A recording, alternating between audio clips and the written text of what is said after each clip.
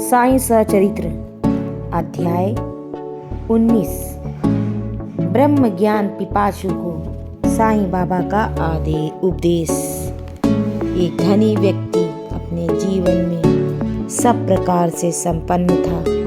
जब बाबा की कीर्ति उसके कानों में पड़ी तो उसने अपने एक मित्र से कहा कि मुझे अब किसी वस्तु की अभिलाषा शेष नहीं रह गई है, इसलिए अब शिरडी जाकर बाबा से ब्रह्म ज्ञान प्राप्त करना चाहिए, और यदि किसी प्रकार ब्रह्म ज्ञान की प्राप्ति हो गई तो मुझसे अधिक सुखी और कौन हो सकता है। उसके मित्र ने उसे समझाया कि ब्रह्म ज्ञान की प्राप्ति सहज नहीं है। विशेष प्रकार तुम जैसे मोहग्रस्त को सदैव स्त्री, संतान और दिव्य उपार्जन में ही फंसा रहता है। तुम्हारी ब्रह्म ज्ञान की आकांक्षा की पूर्ति कौन करेगा? जो भूल कर भी कभी एक फूटी कौड़ी का दान नहीं करता। अपने मित्र के परामर्श की अवहेलना कर वहां आने जाने के लिए एक तांगा लेकर शिरडी आकर सीधे मस्जिद पहुंचा। उसने साईं बाबा के दर्शन कर उनके चरणों में झुककर प्रार्थना की कि हे बाबा, आप यहाँ आने वाले सभी लोगों को अल्प समय में ही ब्रह्म दर्शन करा देते हैं। ऐसा सुनकर मैं बहुत दूर से आपके पास आया हूँ। मैं इस यात्रा से बहुत थक गया हूँ।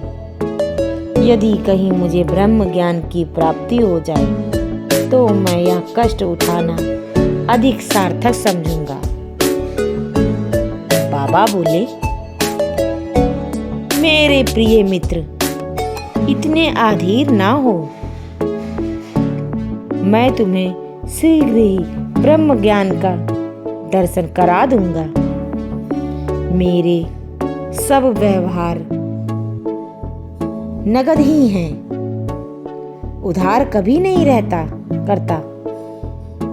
इसलिए अनेक लोग धन, स्वास्थ्य, शक्ति, मान, पद, आरोग्य तथा अन्य पदार्थों की इच्छा पूर्ति हेतु मेरे पास आते हैं। ऐसा तो कोई बिरला ही आता है जो ब्रह्म ज्ञान का पिपासु हो। भौतिक पदार्थों की अभिलाषा लेकर यहाँ आने वाले लोगों का कोई अभाव नहीं, परंतु आध्यात्मिक जिज्ञासुओं का आगमन बहुत ही दुर्लभ है। मैं सोचता हूँ कि यह क्षण मेरे लिए बहुत ही शुभ है, जब तुम सरिका महानुभाव यहाँ पधार कर मुझे ब्रह्म ज्ञान देने के लिए जोर दे रहा है। मैं सहर्ष तुम्हें ब्रह्म दर्शन करा दूंगा। यह कहकर बाबा ने उसे ब्रह्म ज्ञान कराने हेतु अपने पास बैठाकर इधर उधर की चर्चाओं में लगा लिया, जिससे कुछ समय के लिए वह अपना प्रश्न भूल गया। फिर बाबा ने एक बालक को बुलाकर एक व्यापारी के यहाँ से 5 रुपए उधार लाने को भेजा। लड़के ने वापस आकर बतलाया कि उसका कोई पता नहीं है और उसके घर पर ताला पड़ा है। फिर बाबा ने उसे दूसरे व्यापारी के यहाँ भेजा। इस बार भी लड़का रुपए लाने में असफल रहा। इस प्रयोग को 2-3 बार दोहराने पर भी उसका परिणाम पूर्ववत ही निकला। जब बाबा व्यग्रता पूर्वक 5 रुपए उधार लाने के लिए बालक को यहाँ वहां दौड़ा रहे थे तो वह धनी व्यक्ति स्वयं 5 रुपया उधार देने तक का साहस न कर सका, बल्कि वापस जल्द लौटने की तैयारी करने लगा और अधीर होकर बाबा से बोला कि अरे बाबा, कृपया मुझे शीघ्र ब्रह्म ज्ञान दो। बाबा ने उत्तर दिया कि मेरे प्यारे मित्र, क्या इस नाटक से तुम्हारी समझ में कुछ आया नहीं? मैं तुम्हें ब्रह्म दर्शन का कराने का ही तो प्रयत्न कर रहा हूं। संक्षेप में तात्पर्य यह है कि ब्रह्म का दर्शन करने के लिए 5 वस्तुओं का त्याग करना पड़ता है। 5 प्राण, 5 इंद्रियां, मन, बुद्धि तथा अहंकार। यह हुआ ब्रह्म ज्ञान। आत्मानुभूति का मार्ग भी उसी प्रकार है जिस प्रकार तलवार की धार पर चलना। श्री साईं बाबा ने इस विषय पर विस्तृत वक्तव्य दिया।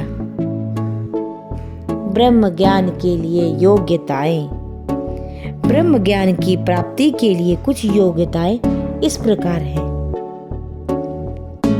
पहली, मुमुक्षुत्व अर्थात मुक्ति की तीव्र उत्कंठा। दूसरी, विरक्ति। तीसरी, अंतर्मुखता। चौथी, पाप शुद्धि। पांचवी, उचित आचरण। छठी, सार वस्तु का ग्रहण। सातवीं, मन इंद्रियों का निग्रह। आठवीं, मन की पावनता। 9, गुरु की आवश्यकता। और 10, ईश कृपा। ये हैं हमारी ब्रह्म ज्ञान के लिए योग्यताएं जो बाबा कहते हैं। मन है माया में तो ब्रह्म ज्ञान कैसे हो। जब वक्तव्य समाप्त हो गया तो बाबा ने उस महाशय से बोले कि अच्छा महाशय, तुम्हारी जेब में 5 रुपए के 50 गुना रुपए के रूप में ब्रह्म है, उसे कृपया बाहर निकालिए। उसने नोटों की गड्डी बाहर निकाली और गिनने पर सबको आश्चर्य हुआ कि वे 10-10 के 25 नोट थे। बाबा की यह सर्वज्ञता देखकर वह द्रवित हो गया और बाबा के चरणों में गिरकर आशीर्वाद की प्रार्थना करने लगा। तब बाबा बोले कि अपना ब्रह्म का नोटों का यह बंडल लपेट लो। जब तक तुम्हारा लोभ और ईर्ष्या से छुटकारा नहीं हो जाता, तब तक तुम ब्रह्म के सत्व स्वरूप को नहीं जान सकते, जिसका मन, धन, संतान और ऐश्वर्य में लगा है। उसे ब्रह्म ज्ञान कैसे हो सकता है? आसक्ति का भ्रम और धन की तृष्णा दिक का एक भवन है जिसमें अहंकार और इच्छा रूपी मगरों का वास है। जो इच्छा रहित होगा केवल वही यह भवसागर पार कर सकता है। तृष्णा और ब्रह्म परस्पर कट्टर शत्रु हैं। जहाँ राम तह काम नहीं, जहाँ काम नहीं राम। तुलसी कबहू होत नहीं, रवि रजनी इक ठाम। जहाँ लोभ है वहाँ ब्रह्म के चिंतन या ध्यान की गुंजाइश ही नहीं। फिर लोभी पुरुष को विरक्ति और मोक्ष की प्राप्ति कैसे हो सकती है? लालची पुरुष को ना तो शांति और ना ही संतोष ही है, और ना ही वो दृढ़ निश्चयी होता है। यदि जरा भी लोभ मन में शेष रह जाए तो समझना चाहिए कि सब साधनाएं व्यर्थ हैं। एक उत्तम साधक यदि फल प्राप्ति की इच्छा या अपने कर्तव्यों का प्रतिफल पाने की भावना से मुक्त नहीं, और यदि उनके प्रति उसमें आरुचि उत्पन्न हो, तो सब कुछ व्यर्थ ही हुआ। यह आत्म अनुभूति प्राप्त करने में सफल नहीं हो सकता। जो अहंकारी तथा सदैव विषय चिंतन में रत है, उन पर गुरु के उपदेशों तथा शिक्षा का कोई प्रभाव नहीं पड़ता। अतः मन की पवित्रता अत्यंत आवश्यक है, क्योंकि उसके बिना आध्यात्मिक साधनाओं का कोई महत्व नहीं तथा यह निराडंबर है। इसलिए उचित यही है कि जिसे जो मार्ग बुद्धिमत गम्य हो वह उसे ही अपनाए। मेरा खजाना पूर्ण है और मैं प्रत्येक की इच्छा अनुसार उसकी पूर्ति कर सकता हूँ, परंतु मुझे पात्र की योग्यता अयोग्यता का भी ध्यान रखना पड़ता है। जो कुछ मैं कह रहा हूँ, यदि तुम उसे एकाग्र होकर सुनोगे तो तुम्हें निश्चय ही लाभ होगा। इस मस्जिद में बैठकर मैं कभी मिथ्या भाषण नहीं करता। जब घर में किसी अतिथि को निमंत्रण दिया जाता है तो उसके साथ परिवार, अन्य मित्र और संबंधी यदि भी भोजन करने के लिए आमंत्रित किए जाते हैं, बाबा द्वारा धनी महाशय को दिए गए इस ज्ञान भोज में मस्जिद में उपस्थित सभी जन सम्मिलित थे। बाबा का आशीर्वाद प्राप्त कर सभी लोग उस धनी के साथ हर्ष और संतोष पूर्वक अपने अपने घरों को लौट गए। साईं सबसे न्यारे एक अनेक संत हैं जो घर त्याग कर गुफाओं या एकांत में वास करते हुए अपनी मुक्ति या मोक्ष प्राप्ति का प्रयत्न करते हैं। वे दूसरों के किंचित मात्र भी अपेक्षा न कर सदा ध्यानस्थ रहते हैं। लेकिन श्री साईं बाबा इस प्रकृति के नहीं थे, यद्यपि उनके कोई घर में रहते थे जो स्वयं भगवत प्राप्ति करके लोगों के कल्याण में प्रयत्न करते थे। श्री साईं बाबा इन सब में अग्रणी थे।